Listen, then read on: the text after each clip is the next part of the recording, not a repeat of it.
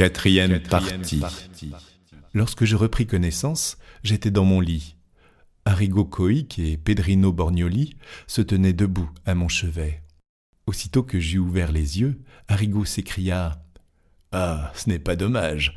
Voilà bientôt 1 heure que je te frotte les tempes d'eau de Cologne. Que diable as-tu fait cette nuit ?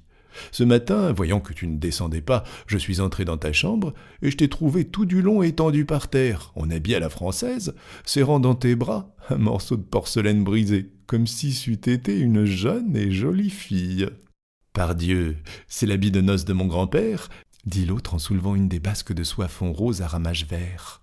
« Voilà les boutons de strass et de filigrane qu'il nous vantait tant.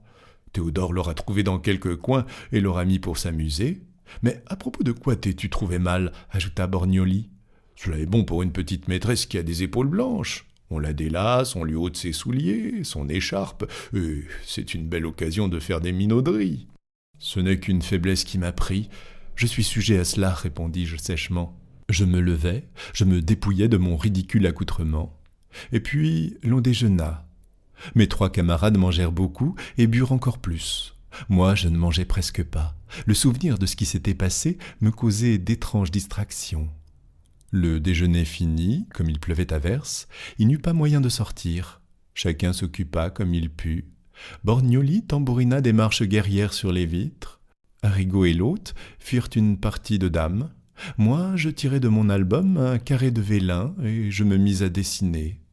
Les linéaments presque imperceptibles tracés par mon crayon, sans que j'y eusse songé le moins du monde, se trouvèrent représentés, avec la plus merveilleuse exactitude, la cafetière qui avait joué un rôle si important dans les scènes de la nuit.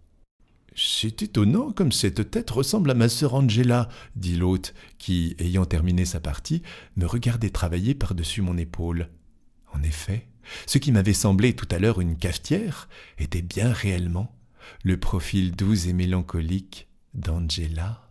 « De par tous les saints du paradis, est-elle morte ou vivante ?» m'écriai-je d'un ton de voix tremblant, comme si ma vie eût dépendu de sa réponse. « Elle est morte il y a 2 ans d'une fluxion de poitrine à la suite d'un bal. »« Hélas !» répondis-je douloureusement, et, retenant une larme qui était près de tomber, je replaçai le papier dans l'album. Je venais de comprendre qu'il n'y avait plus pour moi de bonheur sur la terre.